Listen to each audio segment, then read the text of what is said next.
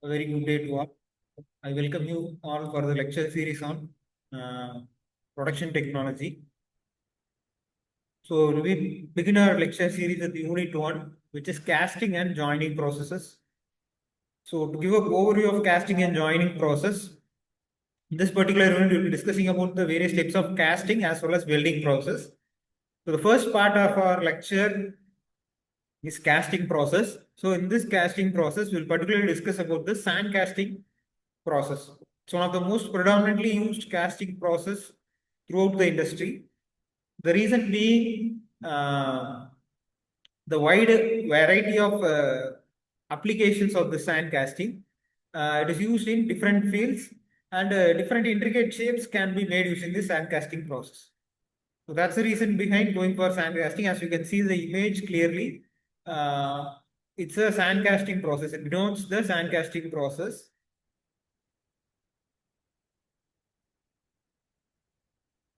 So again, discussing about the reasons for using sand casting. As you can see, sand is widely available. It's a very versatile compound, and particularly the type of sand used in sand casting is called as green sand. Though the sand is called as green sand, it will be black in color.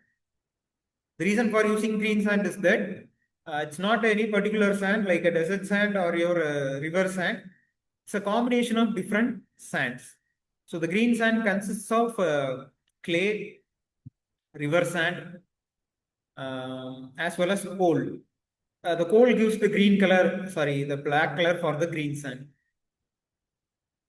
So why not use river sand itself? Because river sand, though it's flowable in nature, it will not retain its shape for a longer period of time. So then you may ask, why not go for clay? So if you use clay, it may take the shape of the compound easily, but you cannot remove the component from the sand casting without any delay. So that's the reason we are going for mixture. We are getting a better properties from both worlds. Property from clay as well as property from river sand. We are combining it and making it into a particular type of sand which is called as the green sand. The first process is composition of sand, which we discussed now. And the next is mold preparation. So for preparing the mold, we'll be using a component called as pattern. Pattern is nothing but it's a replica of object to be made. Once a replica is made, it will be imprinted in the sand. And when the pattern is removed, a cavity will be formed inside the sand. Everything I will be explaining step by step in the upcoming slides. Just you understand the overview. And that cavity is called as the mold cavity. And the mold cavity is where the molten metal will be poured to get the required shape. So what are the properties required for sand? One is grain size. So the grain size should be medium or low in size. So grain is nothing but the size of the sand particles. It is too large, then the surface of the mold cavity will not be smooth. Hence, it should be smaller in size. Permeability is the water flowing capacity. So when water or air flowing capacity out of the sand. Permeability, if I have to give an example, the desert sand is more permeable, whereas clay is least permeable. So if you pour water on the desert sand, what happens? It will immediately drip down. But if you pour water on the coal, it will stay on the surface because the pores are very small. So if the grain size is reduced, then the permeability also reduced. So grain size is directly proportional to the permeability, and then reusability. That's what we discussed about the green sand. So when you use clay directly, it cannot be used again and again because it will break. Then you have to do some secondary processing to make it into fine particles.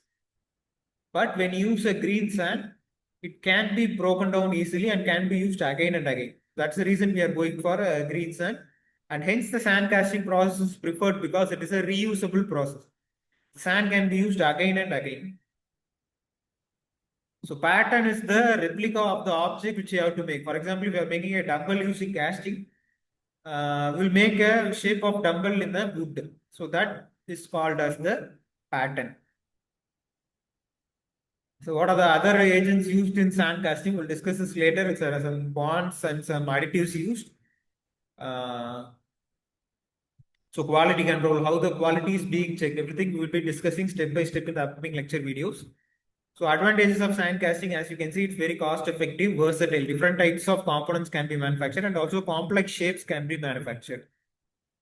So that is regarding the sand casting process, introduction to sand casting process. So in the upcoming videos, we'll discuss each part one by one. Thank you, students. We'll see you in the next lecture video.